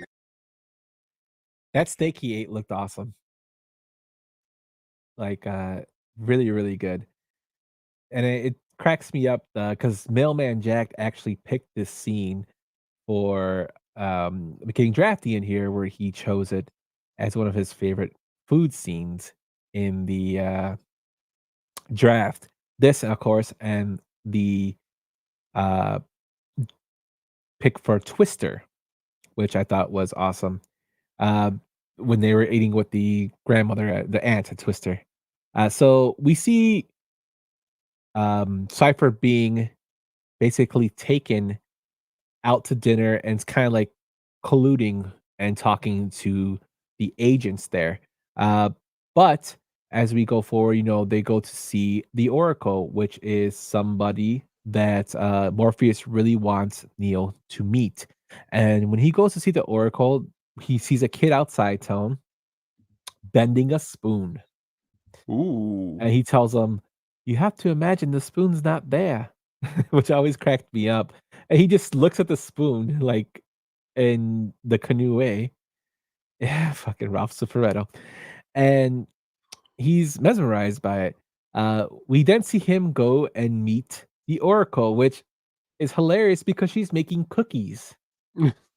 Now, in computer lingo, cookies are used to carry and hold data and sessions of people and information about people, and it's illegal. They so in layman's terms, whenever you save your password to your Google Chrome and you go into your Google Chrome and you go to a certain website and your password and username pop up, that's a cookie that does that for you. There's Tech 101 here on the After Show pod. But he meets the Oracle and she tells him some news that maybe he doesn't really want to hear. Okay. Now I'm supposed to say, that's interesting, but then you say. But what? But you already know what I'm going to tell you. I'm not the one. Sorry, kid. You got the gift, but it looks like you're waiting for something. And the background, I think that's the Duke Ellington song you were talking about, Tone. Yeah, that is Duke Ellington. Yep. She tells him he's not the one, basically, and I love how though she just grabs his hands and just looks him left and right and is like, "Oh yeah, you're not the one." I really liked how I remember this specifically. I'm like in the theater, and honestly, the movie feels very bleak. But then, as in the scene in the apartment, it's like very like nice and warm, and she's very nice and kind. I always remembered that being in the theater. Tell him what shirt are you wearing? Oh, I am wearing a shirt that has a bunch of really awesome watermelons on it. Okay, it's the reason I say it is because you have the picture of him stopping the bullets. Yes, and it looks like I have bullets. It looks like there's bullets on your. Well, that be I made it for the show tonight. I should have said that. Darn it. That's awesome. It's just so random. Watch the YouTube version and you'll see what I'm talking about. Yes. So Neo walks out from the Oracle and Morpheus says, "I don't want to know what she says. I already know she told you." He thinks she told him he was the one, and Neo doesn't have the heart to tell him. So as they go back to the building that they basically are going to go back to the real world, they get transferred through a phone call from the operator tank, and they get plugged into the Matrix, and basically a phone call out takes them to the real world. Well, before I do that, we see Mouse reading a pornographic magazine that says "The Woman in Red" on the front of it, which cracks me up. And as they're approaching up to the building, Neo sees a cat twice and says "deja vu." And Deja vu apparently means that somebody is changing something in the Matrix. And according to Wachowskis, all animals in the Matrix, such as the black cats, for example, are computer generated images. Mm. So during this scene, Tony, you see the Matrix is a get changed, and we see Mouse looking out the windows and Tank saying, "Oh my god," as he's reading the code, as the windows have now became brick walls. And we have the police and agents coming after Mouse when he pulls out these two big ass guns and tries to shoot them and eventually gets killed while the others run away. Uh, they go down, I guess, inside of a wall to where they're climbing down. Unfortunately, Morpheus risks himself for Neo as he thinks that the agents are after him, and he breaks through the wall and fights the agents to where they beat the hell out of him. Um, they eventually go into a apartment or like a work center where the phone's ringing that Tanks tells him to pick up, and Cypher is the first one to grab the phone. And when Cypher is pulled out into the real world, Tank is happy he's out. Tank's going to try to get everybody else out, and Cypher goes and takes a gun and shoots Tank, well, like electrical gun, which I guess didn't work at first because he's like, "Oh shit," when he didn't kill him at first. And it always cracks me up how Bulldozer, Tank's brother, runs after him. Is like, "No!" and gets shot. Then we see Cypher telling Trinity certain things about Morpheus. Most of all, I'm tired of that jagoff and all of his bullshit. Surprise, asshole. I bet you never saw this coming, did you? God, I wish I could be there. When they break you, I wish I could walk in just when it happens. So right then, you'd know it was me. And during this, we see him he goes on to kill a pocket switch, and then he's going to kill Neo, and he says, "Well, Trinity, if Neo was the one, somebody would stop me right here." And when he says, he's like, "Oh, you gotta be kidding me." And we see Tank is still alive and kills him with the gun. Tank brings them back to where they're asking him, where's Dozer? And he says he didn't make it. We find out Dozer was killed, and Cypher basically gave up Morpheus for, to be put back into the Matrix, which I don't know how that would happen if they would clear his mind or whatnot to put him back in. I don't think it can be done because he was already woken up. But now we have to go rescue Morpheus, Tone. Gotta get him. Get him back. So they're planning to rescue Morpheus, and we have that famous shootout scene which you showed a video of earlier of them running off the walls. It's a famous action sequence in the film, combining slow motion and wire work for it, and practical effects as well. No CGI was used for this scene, which I thought was pretty cool. That is cool. The explosions and debris during the gunfight were not CGI made, and it took 10 days to film and featured hundreds of squibs, small explosive charges, to create the bullet impacts. That's a crazy scene. The bad thing about the scene is that people have said that it inspired certain tragedies, such as the Columbine incident. That hasn't been confirmed, but it was one of the reasons that was blamed for it. I remember when Columbine happened, uh, which is crazy. Uh, During this shootout, while they're trying to rescue Morpheus, we hear probably one of the best dialogue talk from. I love that monologue. Just the way he Great describes human monologue. scenes. Yeah. Yeah. Excellent voice work too. Yeah. Sam, he's so awesome. Um, they eventually rescue Morpheus, and before this, we see Neo actually showing signs that he could be the one as he's getting shot at by agents, and Trinity asks him, "How'd you move like that?" He's like, "I don't know," because he moves like the agents, which means he can't be shot. They eventually rescue Morpheus as he does a famous jump onto the helicopter, and they fly away. They go to a subway to pulled out. Morpheus and Trinity get out, but Neo doesn't, and he eventually has to fight Agent Smith. Mr. Anderson. Run, Neo, run.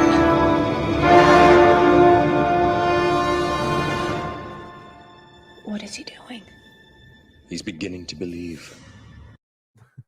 That part always made me laugh because Neo stopped running, and the whole run sequence they do prior to that when they have Neo being chased by Agent Smith as he's running through the it's pretty cool because Smith basically turns into a bunch of people. He takes over people to kind of that was really cool. warp around. And I like how there's one where he's the old lady and then he runs past her and Smith throws a knife. And while this is all going on, they're trying to get Neo out of the Matrix.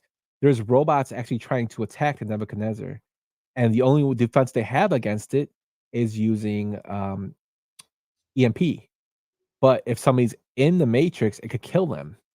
So they're trying to hold off using it to get Neo out. And, they had a final showdown between Neo and Smith, and they basically fight. Smith's beating the shit out of Neo to where Neo finally fights him and believes in himself, kicks him on the train tracks, runs away, gets to a phone, and is shot by Smith. And we see that Trinity tells him that he can't be dead because the Oracle told her that she would fall in love with the one that was the one, and she's in love with him. And we see him wake up, basically from the bullet holes, stop the bullets, which is always a cool CGI thing. And he picks the bullet out; they all fall. He sees the code and not the actual people in the Matrix, and he runs into Agent Smith and basically blows him up from the inside. And the other agents are like, "Fuck this, we are getting out of here," and they run away. And Neo is brought back, and we get to the closing scene of him making a phone call. I know you're out there. I can feel you now. I know that you're afraid. You're afraid of us. You're afraid of change. I don't know the future.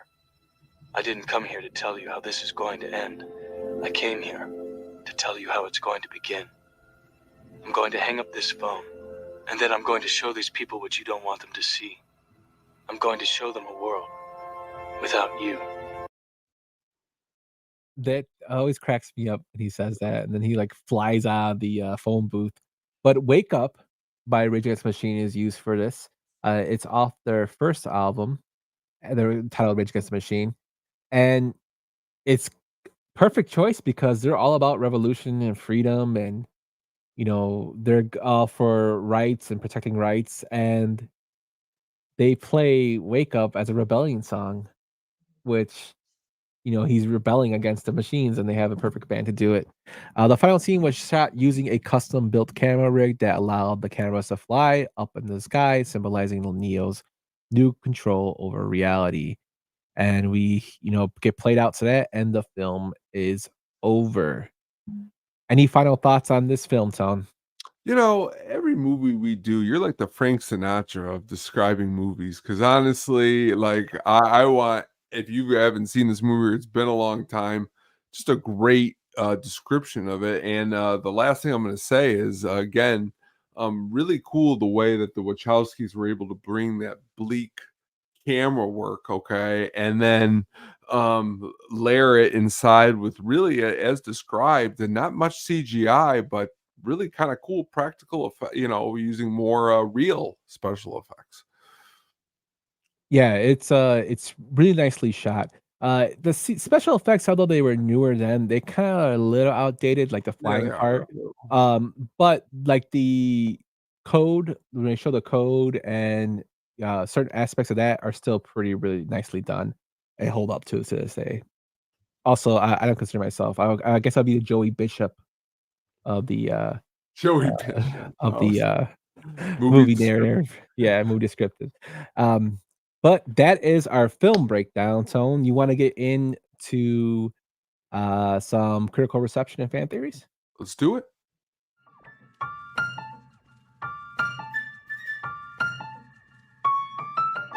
You know that fat cocksucker says I look like the Shah of Iran? Who does? Tony. I never got that at all. I don't know if you do get that from the film, then it's something that was spoken about and internal. You probably just get that as a feeling from my character. Always really awesome the way he really describes this movie. I mean, any interview you watch of him, he just talks about it so passionately, which is awesome when an actor doesn't shun their work. They actually put it high up on a pedestal. Yeah, he's very humble. It is very humble. He's also like he's just an awesome human being. It is very. So the film had a budget of 63 million, as we said. It made worldwide 467.6 million, 171.5 million for domestic, and 296 for international. It was the fifth highest grossing film of 1999, behind Star Wars Episode 1, which is Tony's favorite film, The Sixth Sense, Austin Powers, The Spy Who Shagged Me, and Toy Story 2. So Matrix was in the top 5 for those films, which is fine. It's hilarious for domestically.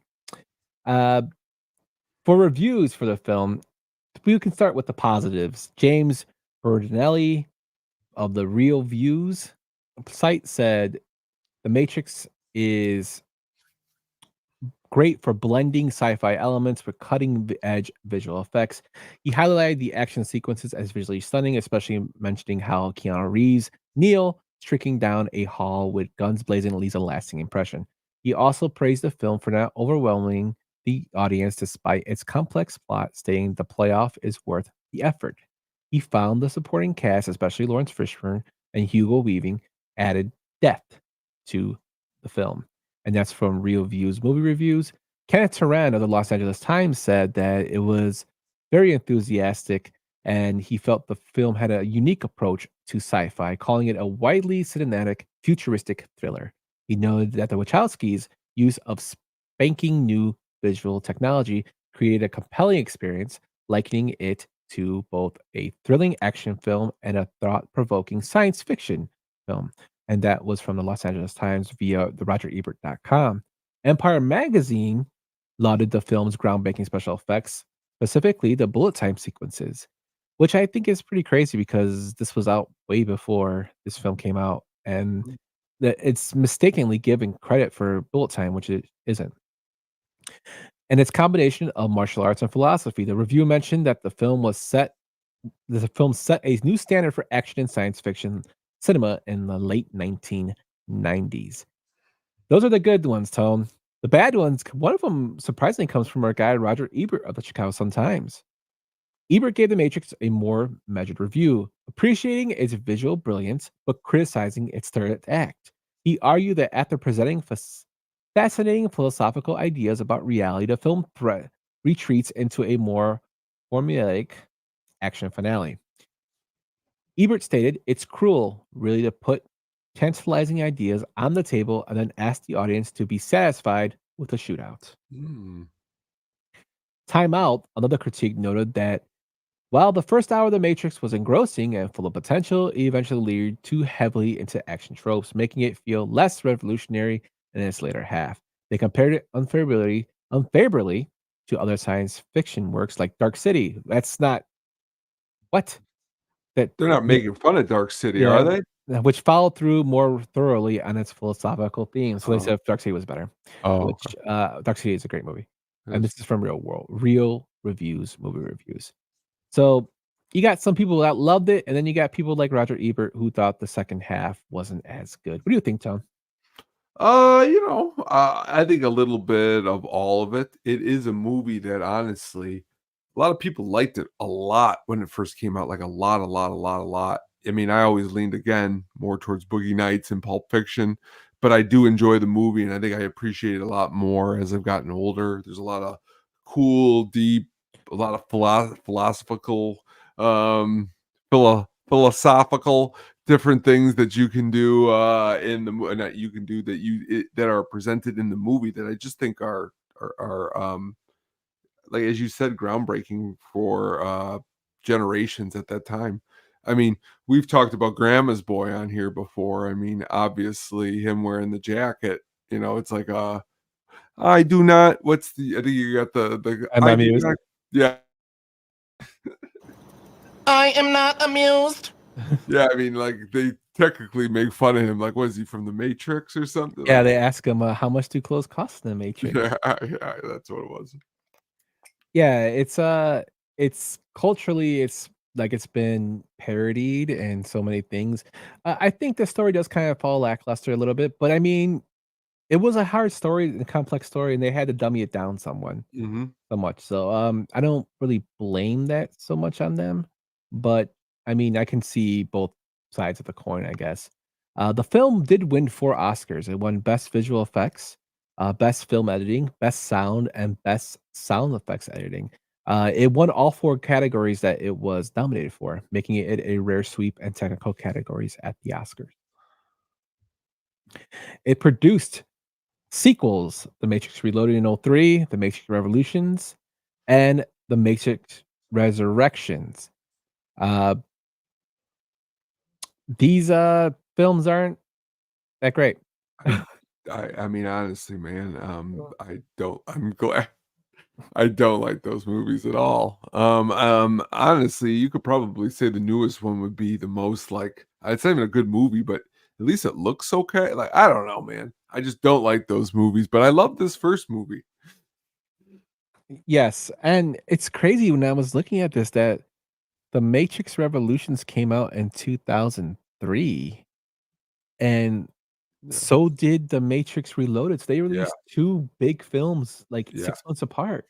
Yeah, I mean, I remember seeing Reloaded in the theater, and there's this club scene where he's like it's just like a lot of it was like too much. Like that was the problem, I think. Like it went Oh, when they're, too much.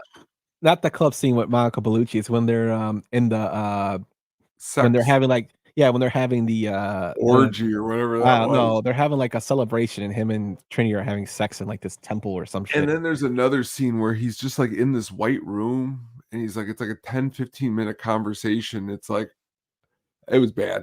Just a bad Yeah. movie. Here's some extra trivia for you. Please. The guy he was talking to is, I guess, the creator, or, I forget his name in the Oh, film, but, the white guy, interesting. the guy in the white, Yeah. and that was originally offered to Sean Connery, Oh, who interesting. didn't understand it and turned it down. The architect is his name. Um, but, the Resurrections I thought wasn't that great, and they basically changed around the whole story. So it was unfortunate because it does have, James Groff in it, which, Yeah. is from, Mindhunter, which I really like. He does a great job as the new Agent Smith, Yeah, he but, did. it just wasn't that great of a film altogether. This also spawned video games such as Enter the Matrix in '03, The Matrix Online in 2005, The Matrix Path of Neo in 2005, and The Matrix Awakens in 2021. Probably the most famous one is probably The Matrix '03 because it has characters like Niobe and Ghost, Hmm. uh, who became, bigger characters in the film due to the game, which I thought was pretty crazy. It also spawned books, The Art of the Matrix in 2000, The Matrix comics in, um, as well, The Matrix and Philosophy, Welcome to the Desert of the Real, and The Matrix in Theory, Tone. Mm. Mm-mm-mm. The Matrix altogether worldwide, all 4 films in the franchise have grossed box office an average of $447 million apiece and a total of $1.79 billion. Hmm. Very awesome. That's a lot of money. Yes, sir. And the Matrix screening should be coming out within this week to be seen. So check your local movie theaters to see what and what time it plays. Tone, we have one fan theory. Let's hear And it. I know I've talked a lot this episode, Oh, like I no. always do every episode because No, no, I no, like to hear no, myself talk. no, No, no, no. no, no. This one is from our Reddit at Film Theories, the subreddit. Check that out if you haven't. Just go there and read. A lot of good stuff's in there. This one's called "The Matrix: The Machines Are Actually the Good Guys," and this is by Fordrea Americana. He says, so the fan theory is straightforward. The machines in the Matrix are actually the good guys, because by the time of creating the Matrix, that's the best option for saving humanity. Based on the history provided in the films, we know the following. Humanity created AI around the turn of the 21st century. The real year is 2699 or so. The Matrix is based on the peak of human civilization, according to Smith, and seems to be based on the 1990s. Based on the Second Renaissance, shorts in the Matrix, the machines in '01 had an economy so powerful that human countries couldn't compete, excalibrating tensions between humans and the machines. Kind of sounds like that's really happening now in the 2024s with the AI. It is. It really is. Had a conversation about that earlier that kind of fits into this. Operation Dark Storm and nuclear weapons were used in the war, which would have decimated the climate ecosystem.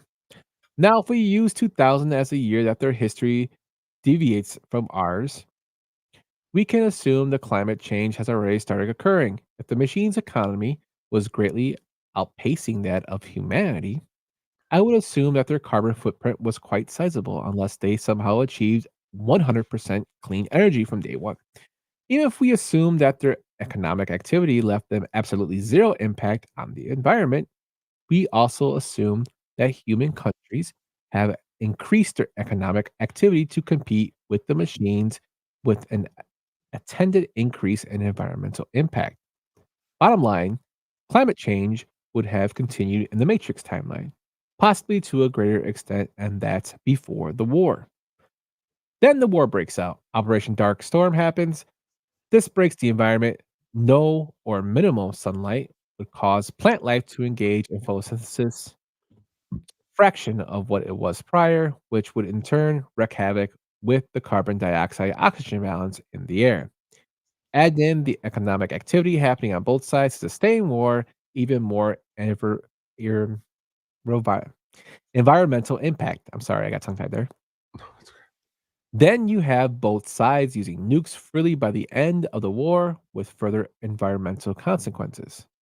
Basically, between Operation Dark Storm, nuclear weapons, and the economic systems of humanity and the machines, both before the wars and during the wars, climate change would have been exab- exceeded, he spelled exceeded wrong, to an insane degree, possibly dooming human life on Earth long term. The machines realize this, and since they can't leave the planet, I think one of the comics mentions some sort of nanotechnology within the clouds preventing the machines from passing through. See, that's something to the lore I did not know about. Um, they realize that even if they eventually win the war, they would inherit a barren planet. So they create the Matrix to effectively warehouse humanity while the climate sorts itself out. The machines initially create Paradise Matrix, thinking that a utopia is the best simulation. Doesn't work. Do they swing in the opposite direction, which also doesn't work?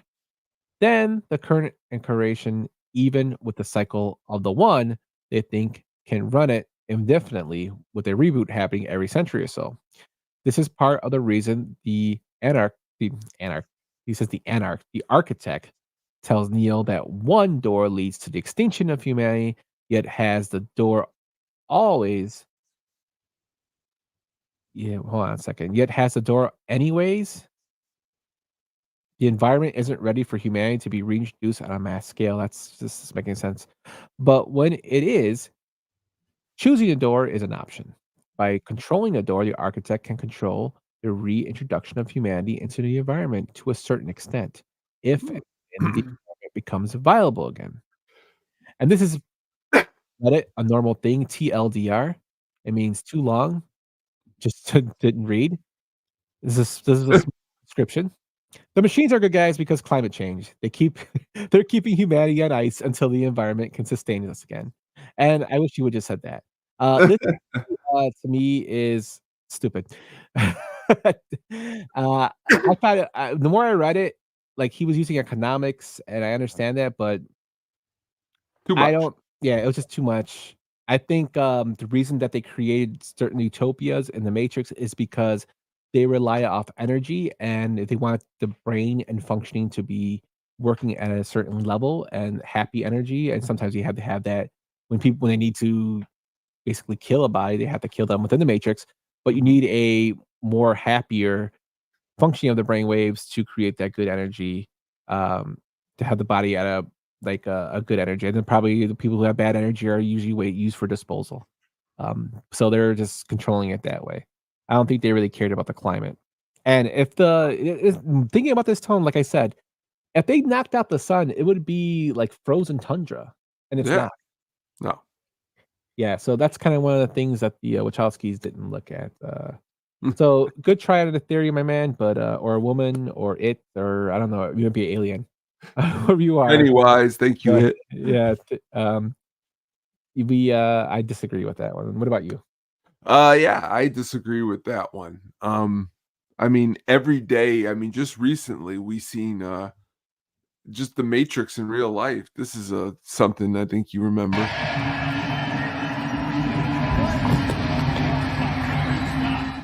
I Uh, mean, did you see the dodge of that punch? Yeah. But and earlier, I guess I got word that I guess they went backstage and he literally cold cocked Navarro in the face again. So the band is over. Now, I like Navarro on One Hot Minute. Yeah, he got cold-cocked, by Anthony Kiedis too. Did he really? Oh, I didn't know Yeah, that. I don't know if he cold-cocked, I think he threw something at him.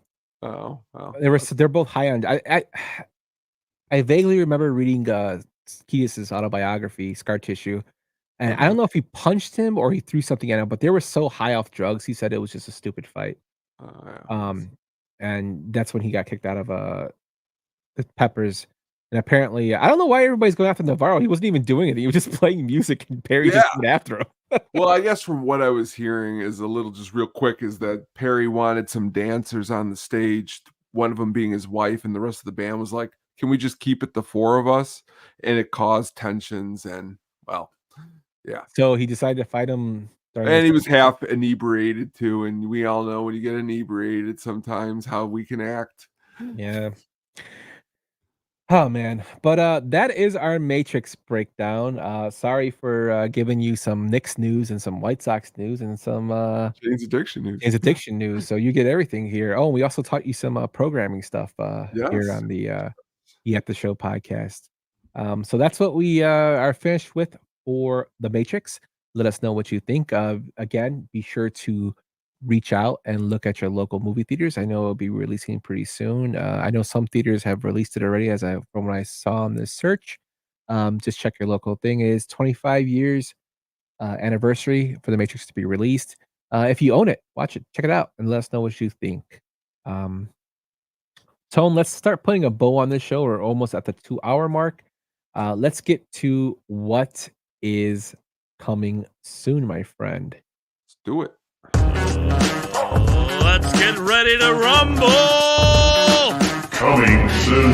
Próximamente. Coming soon. Coming soon. Just this last week when my main man Yemper reached out to me and said, I think we should do this next topic, which is going to be awesome vampire movies because we are making our way into October. Firing cylinders, deep cuts, lots of cool things came into my head right away. I'm curious to see what my main man is going to come up with. We're going to go back to the old format next week. And actually, for the month of October, we're going to roll out the old format. That's going to be 4 weeks of amazing, cool, deep dives into, a 5 and 5 of, first up, as stated, vampires. So I'm excited about this, my friend. Yeah, so it's always nice to do this format during for a month, especially during October, because there's so many horror movies to go through and so many genres to go through within the horror subgenre. So I'm gonna come out with some films that probably haven't been mentioned. I might come out with a regular one that you might know and some you might not know. I know you're gonna come with some good ones too, so it's always fun to see what we choose during the week. We don't. The only reason I tell Tony my picks is because he makes the PowerPoint, and I usually tell him probably Wednesday, and then do the notes Thursday and Friday before the show, and pass them along. But yeah, man, I'm really looking forward to this. Be good. It's gonna be really, really, really good. Um, I don't know. Maybe I'll pick Once Bitten with Jim Carrey. I don't know. He's a vampire in that. I probably Oh, won't, he but is. you just never know. Probably won't. Yeah. And just to do a little housekeeping before we go into the Sugar Baggy soundtrack pick of the week, be sure to check us out on Statistic Penguin Studios. As Tony mentioned on the Hookup on Music before our show that he does now every Friday, be sure to come and join us at 7 o'clock every Friday for the Hookup on Music. You do a double shot of Tony. He does the Hookup on Music, and then we do the At the Show podcast. So Tony's doing double duty. He's in the bullpen warming up, and then he And, comes and to out. be and to be fair, I have never felt greater these 2 weeks in a row. So I'm loving this actually. I don't have to think about the Hookup on Music on Wednesday. It's like Friday, just fun, and I'm having a great time. So thank you. Yes, sir. It's a good job. Check his episode out today. He just talked about Riot Fest. You were talking about George Clinton, Bootsy Collins, Bootsy Daft Collins. Punk, Led Zeppelin. I mean, I even mentioned a little Whitney Houston, check it Yeah. and see what I was saying. I was laughing when you were talking about that.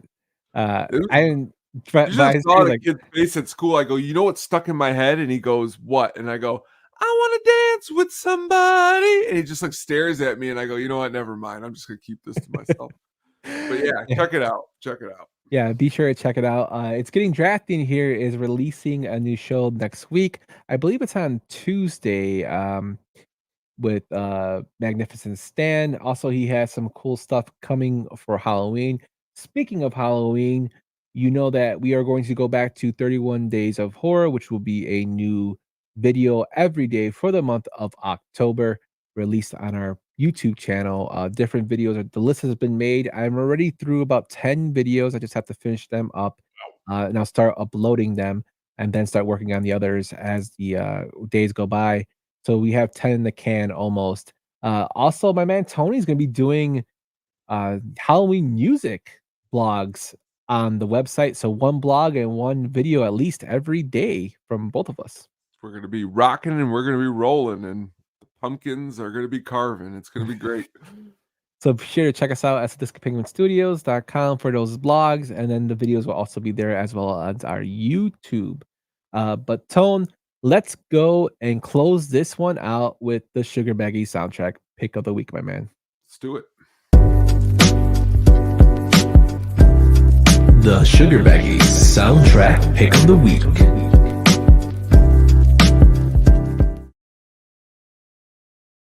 Pardon my language, folks, but why the fuck did I wait so long to pick this soundtrack? Because it's one of my favorites. The Last Action Hero soundtrack, man. This is just loaded. I remember getting this cassette tape from Coconuts, and it honestly was my favorite. It still is, honestly. The first track that was released as the lead-off single was AC/DC. And besides Maximum Overdrive, which we know is loaded with AC/DC, this was actually a new song that was going to be on a soundtrack. And myself here, 11 years old, AC/DC and like Metallica were like the only bands I listened to. So when this song Big Gun came out, I was just like, man, this is awesome.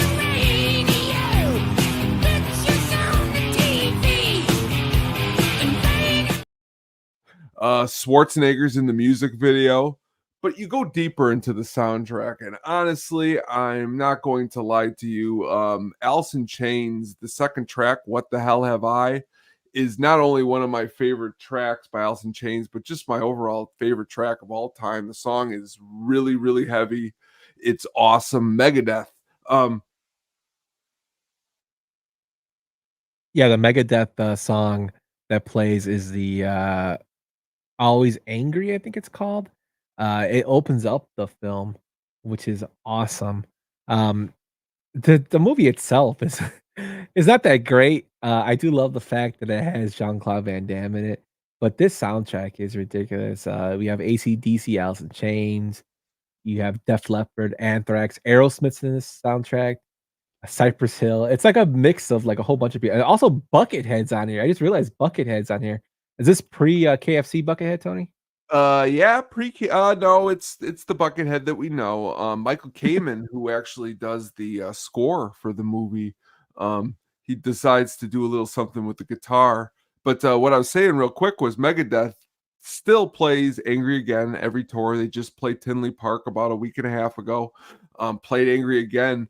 He tells the story every single time on how actually Schwarzenegger called him up on the phone and said, "We want a song, Dave." And well, Angry Again was the song, but Def Leppard is interesting pick.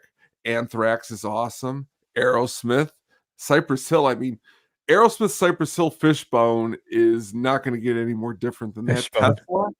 Tesla, So again, awesome soundtrack, very very deep. It was a very successful soundtrack when it came out. Lot of people enjoyed it. Looking up at reviews, most reviews were favorable, four plus stars. But just loaded with riffs, lots of good riffs, and a mixture of grunge, rock, metal, hip hop. Another good soundtrack in the 90s with just a lot of intersection, and for a movie that just was not as good as the soundtrack. Yeah, I said that when you dropped off. Yeah.